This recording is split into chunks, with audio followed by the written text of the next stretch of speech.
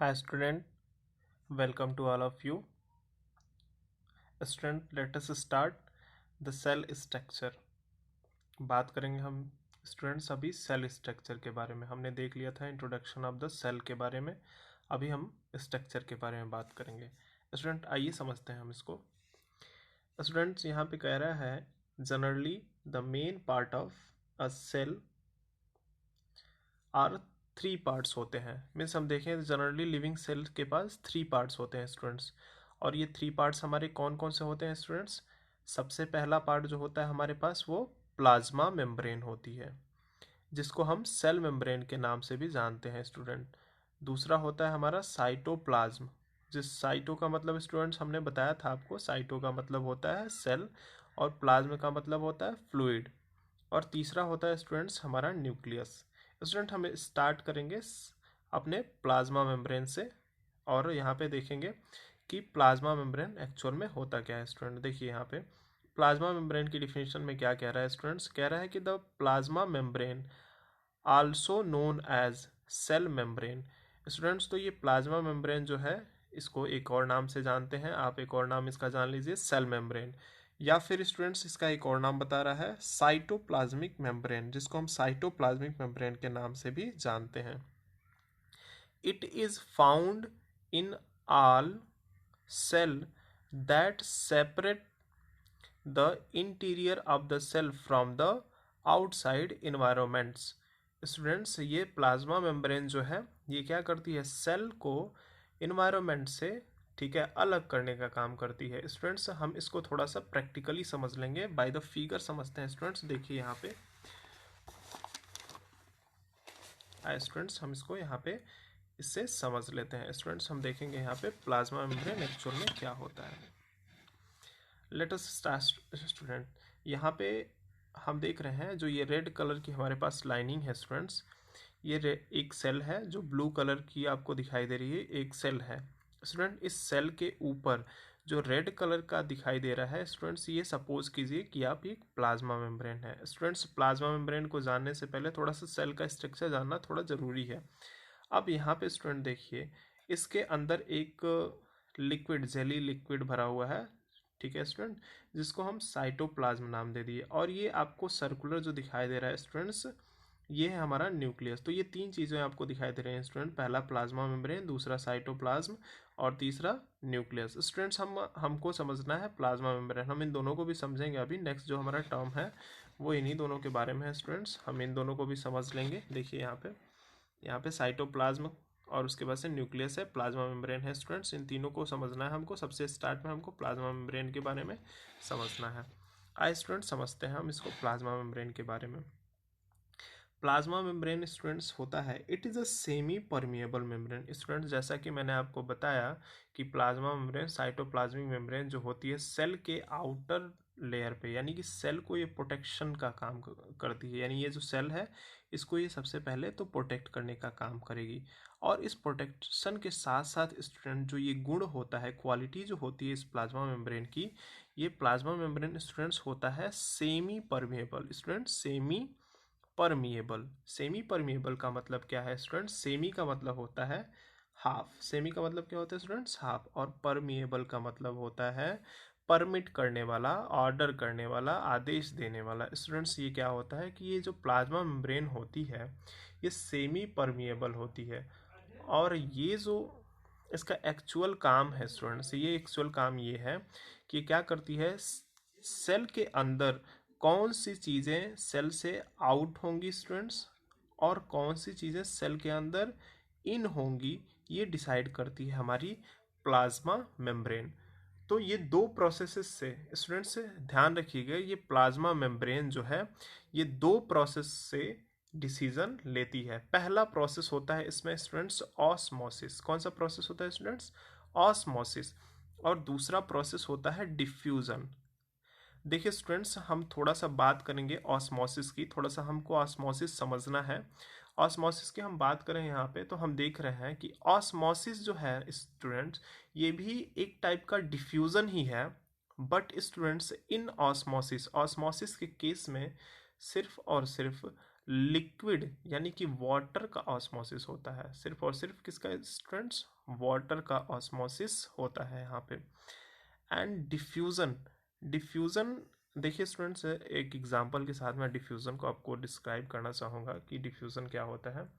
Suppose कीजिए कि आप क्या करते हैं, इंक लेते हैं। मान लीजिए कि आप यहाँ पे एक बीकर लेते हैं, इस बीकर के अंदर आप वाटर का सोल्यूशन थोड़ा सा ले लेते हैं।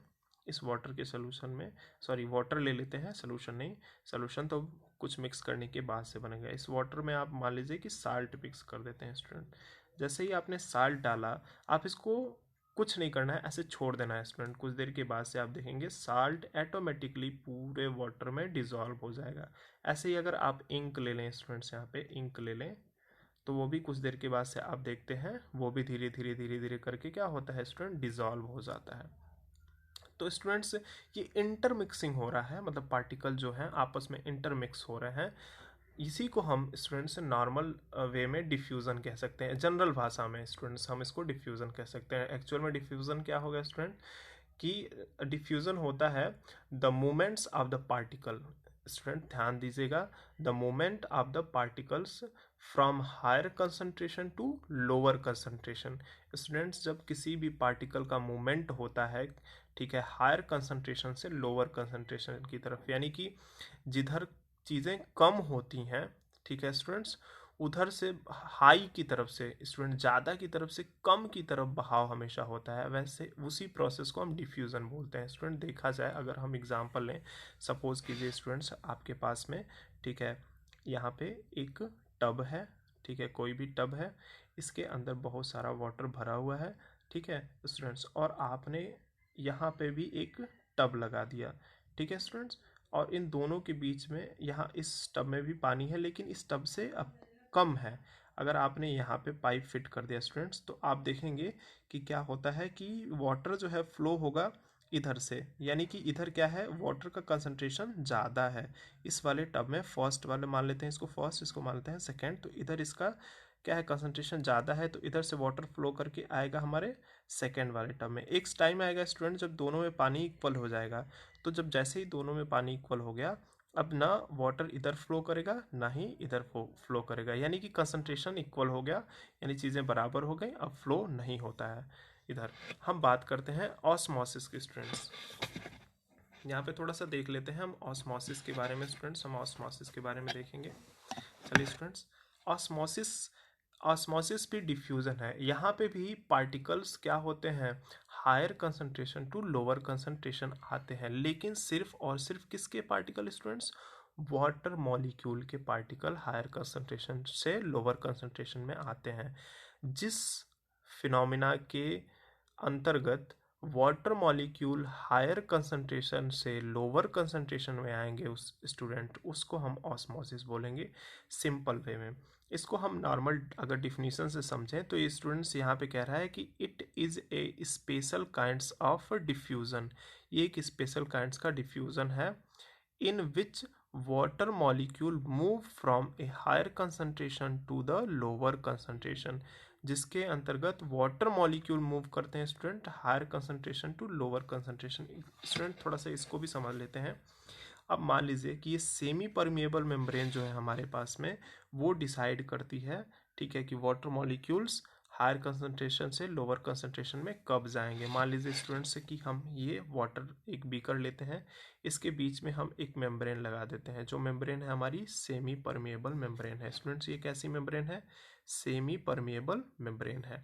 अब यहाँ पे देखिए ये क्या होता है कि जो ये हमारी जो ये सेल मेम्ब्रेन है यानी कि प्लाज्मा मेम्ब्रेन है, उसमें पोर होते हैं स्टूडेंट, छोटे छोटे छोटे छोटे, उनके बीच में गैपिंग होती है, पोर छिद्र होते हैं। ये देखिए स्टूडेंट्स, छिद्र होते हैं, जिसके माध्यम से क्या होता है, वाटर का मॉलिक्यूल्स जो है या फिर किसी चीज़ का मॉलिक्यूल इधर से बाहर निकल सकता है और अंदर भी आ सकता है स्टूडेंट। तो यहाँ पे भी हम देखेंगे स्टूडेंट्स कि जैसे कि ये सेमी परमिएबल मेम्ब्रेन है और इधर हमने क्या किया है, इधर वाटर लिया है, दोनों साइड में वाटर लिया है स्टूडेंट, बीच में हमने प्लाज्मा मेम्ब्रेन लगा दिया है, सेमी परमिएबल मेम्ब्रेन लगा दिया है। अब हम बात करते हैं कि यहाँ पे अगर हमने साल्ट इस वाले एरिया में, यानी कि इसको भी फर्स्ट लेते हैं, इसको सेकंड, सेकंड वाले में हमने क्या कर दिया, साल्ट मिक्स कर दिया स्टूडेंट। अब क्या होगा एक्चुअल में स्टूडेंट्स, अब वाटर जो मॉलिक्यूल हैं यहाँ से फ्लो यहाँ नहीं करेंगे, यानी कि फर्स्ट से सेकेंड से फर्स्ट में फ्लो नहीं करेंगे। स्टूडेंट्स वाटर के जो मॉलिक्यूल्स हैं ये फर्स्ट से सेकेंड में फ्लो करते हैं। स्टूडेंट थोड़ा सा एक और मतलब हम कुछ क्वेश्चन भी देख लेते हैं, यहाँ पे देख लेते हैं, एक चीज़ देख लेते हैं कि जब आप क्या करते हैं, आप सैलेड बनाते हैं, सलाद बनाते हैं, उस सलाद को बनाते वक्त आप जैसे उस पर साल्ट लगाते हैं, आप देखते हैं सलाद से पानी निकलने लगता है। फिर आप किशमिश जो है पानी में डिज़ोल्व कर दे, पानी में डाल देते हैं। कुछ देर के बाद से आप देखते हैं स्टूडेंट्स, जैसे ही आपने किशमिश पानी में डाला, कुछ देर के बाद से किशमिश फूल जाता है। इन दोनों सवालों का जवाब जो है स्टूडेंट्स अभी आपको ऑटोमेटिकली मिल जाने वाला है। अब देखिए यहाँ पे आपने साल्ट मिक्स कर दिया है इसके अंदर। अब यहाँ पे जो प्रोसेस होगा ऑस्मोसिस का होगा, और जो वाटर मॉलिक्यूल्स हैं वो मूव करेंगे higher concentration to lower concentration. इधर कंसंट्रेशन स्टूडेंट्स हाई हो गया है और इधर कंसंट्रेशन लो हो गया है। अब ये क्यों फ्लो करेंगे इधर से इधर, अब स्टूडेंट्स बताते हैं। क्योंकि ये सेमी परमेबल मेम्ब्रेन, यहाँ पे ऑस्मोसिस, जब वाटर है, यहाँ पे वाटर है, तो जैसे मैंने बताया कि वाटर के लिए स्पेशल प्रोसेस यूज़ होता है स्टूडेंट्स, कौन सा, ऑस्मोसिस।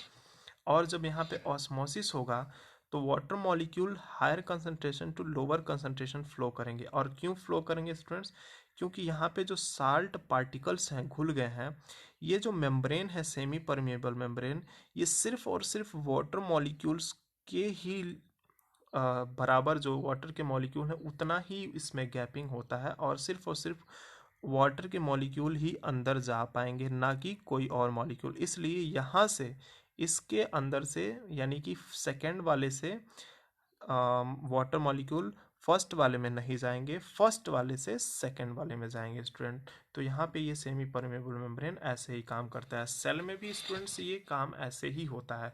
अगर मान लीजिए कि कोई भी वाटर मॉलिक्यूल, जैसे कि आपने कोई भी चीज़ ले लिया, कोई सेल ले ली, उसमें मतलब आपने जैसे किशमिश का मैंने एग्जांपल दिया है, तो उसमें आप देखते हैं कि जैसे आप पानी में उसको डिज़ोल्व करते हैं, पानी सिर्फ अंदर जा सकता है। अगर आप एक गाढ़ा घोल बनाइए स्टूडेंट्स, एक गाढ़ा घोल बनाइए चीनी का और पानी का, उसके बाद से उसमें किशमिश को डालिए, तो किशमिश आप देखेंगे कि नहीं फूलेगा उस टाइम।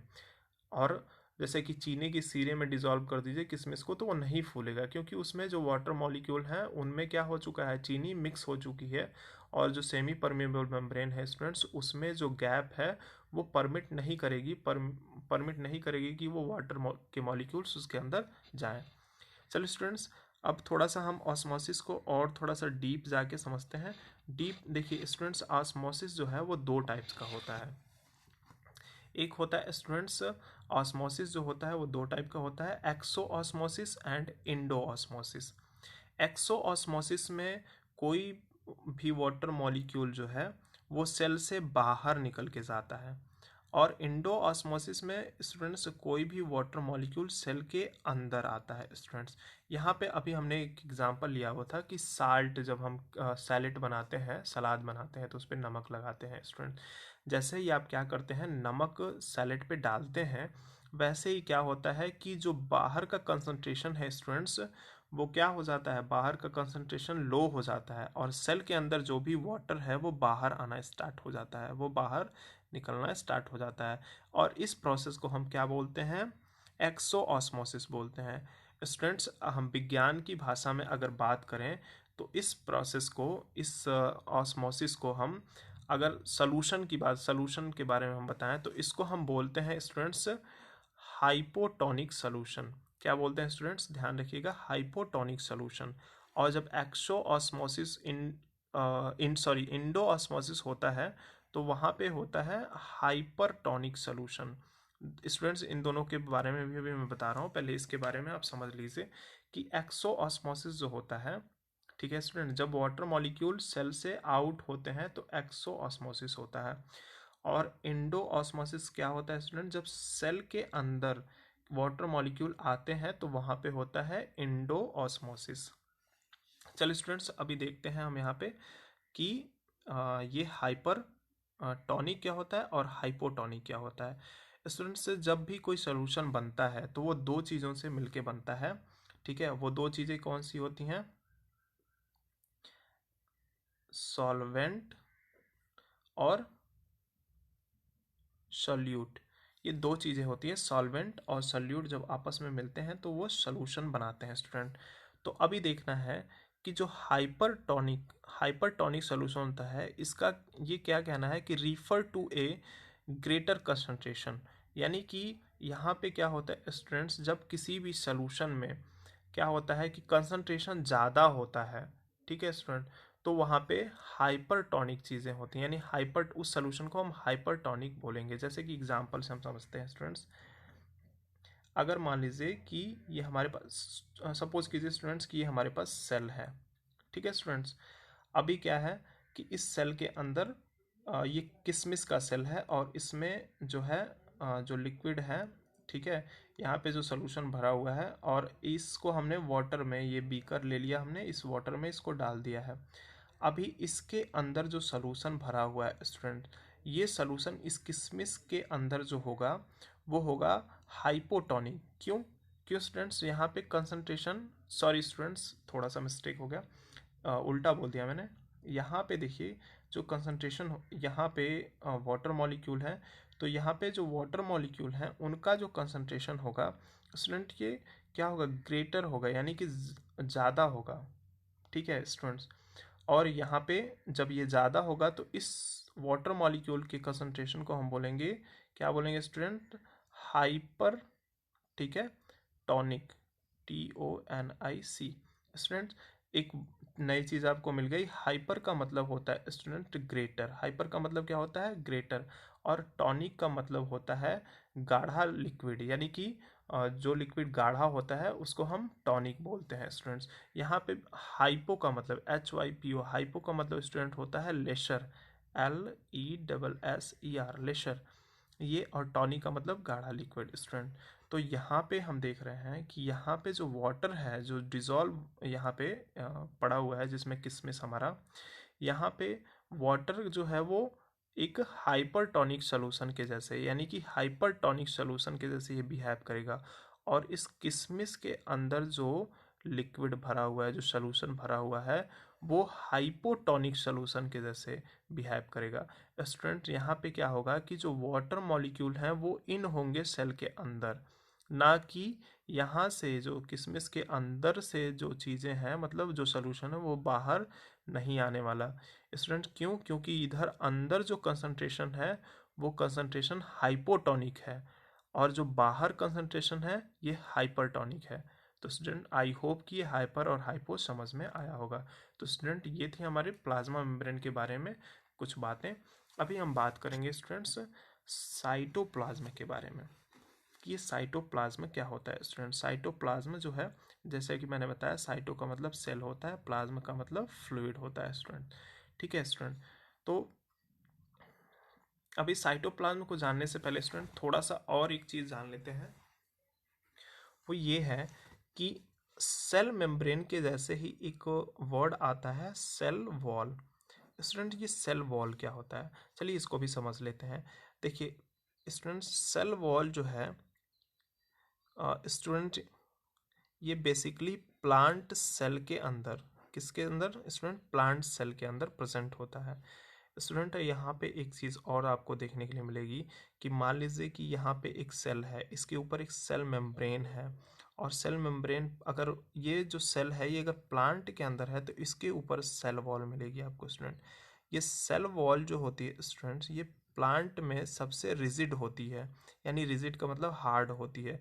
इसका भी प्रोसेस सेम है स्टूडेंट, लेकिन ये सिर्फ और सिर्फ प्लांट सेल में ही प्रेजेंट होती है, एनिमल सेल में ये अब्सेंट होती है। स्टूडेंट आपको समझ में आ गया है, ठीक है।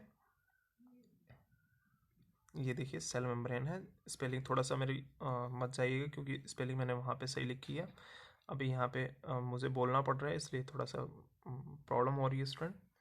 और ये जो सेल वॉल होती है स्टूडेंट, ये सेलुलोज से मिलके बनी होती है। सेलुलोज होता है एक इनसॉल्युबल सब्सटेंस होता है, अघुलनशील पदार्थ होता है स्टूडेंट। सेल वॉल के बारे में भी थोड़ा सा जान लेते हैं यहाँ पे।